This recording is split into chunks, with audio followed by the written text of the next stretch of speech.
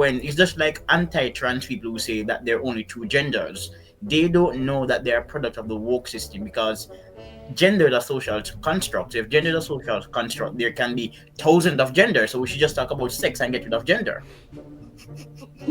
Fair enough. Fair enough. What were you expecting me to say? Um, yeah, I don't like sticking out belly buttons.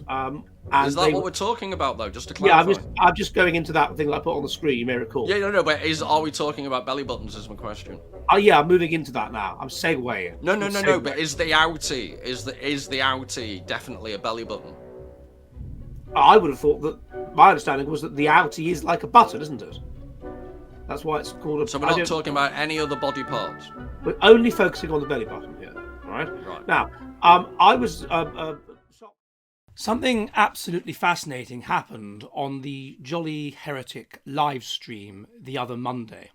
That is that a female drinker at the Jolly Heretic informed us all that her outie belly button had become less of an outie as a consequence of her starting the menopause. Now, we found this fascinating, and we wanted to understand how it could possibly be so.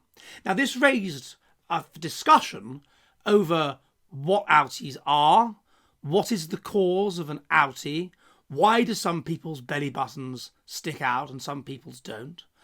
Are there race differences and sex differences in whether or not you have an outie? Is an outie associated with a different kind of personality slightly, just as ginger hair is? And so I thought it was probably the kind of issue that I should look into. And so what we're going to do today is explore the causes and psychology of the outie. But before I do that, could you please subscribe? Could you subscribe here on the Jolly Heretic and could you on YouTube, and could you leave a like, and could you press the bell, and could you leave a comment? And it really helps me if you subscribe and spread the word and tell other people and all that. And could you subscribe on my Substack? That's jollyheretic.com, where I put all the most based content. I put stuff I don't dare put on here, where I put in-person interviews, where I put vlogs, where I put films I make, where I put my Monday at 7 p.m. live stream, all kinds of great stuff. And if you like what I do, whether you have an innie or an outie, you can support me for the cost of a pint of beer a month. So please subscribe in those places. Okay, so anyway, we've got talking about this. I remember when I was a child, the first time I saw two outies, and they were possessed by two people who were Roman Catholic. Consequently, I associate Roman Catholicism with outies.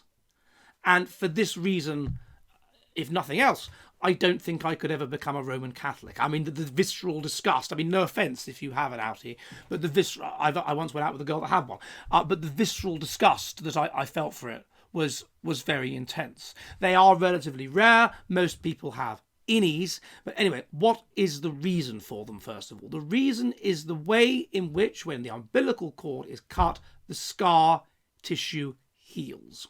In most people, the scar tissue heals inwards, with the result that they have an innie.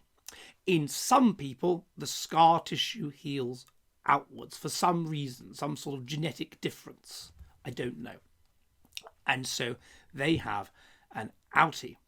The second reason why you may have an outie is that you have an umbilical hernia, i.e., the abdomen pushes out near the navel.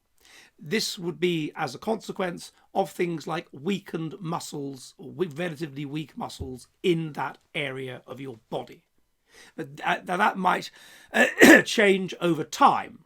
But that is the second reason. And it could, of course, be a combination of two reasons. It could be scar tissue healing outwards plus an umbilical hernia. There is a genetic dimension, of course, to tissue formation, and a genetic dimension to how tissues heal. There are indeed group differences in whether or not you have an outie. First of all, boys are more likely to have outies than girls. I don't know whether that's just genetic variance being higher in boys or whatever it could be. The secondary thing, black people are more likely to have outies than white people. Again, I don't know what something to do with the genetics of tissue healing and things like that, but they are slightly more likely to have them than white people. The other reason they are more likely to have them is what's called keloid scars, i.e., if you have dark skin, then the scar is more likely to develop into what's called a keloid scar, where it will essentially stick out and be raised to an extent that is larger than the wound.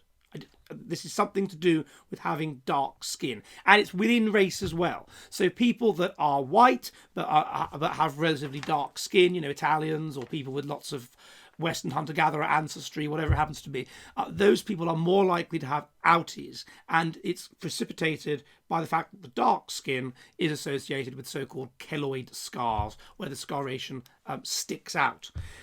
Weaknesses in collagen and elastogen, which would be more likely to lead to hernias, are also causal with outies, and these are mutations, and they indeed seem to co-occur with anxiety.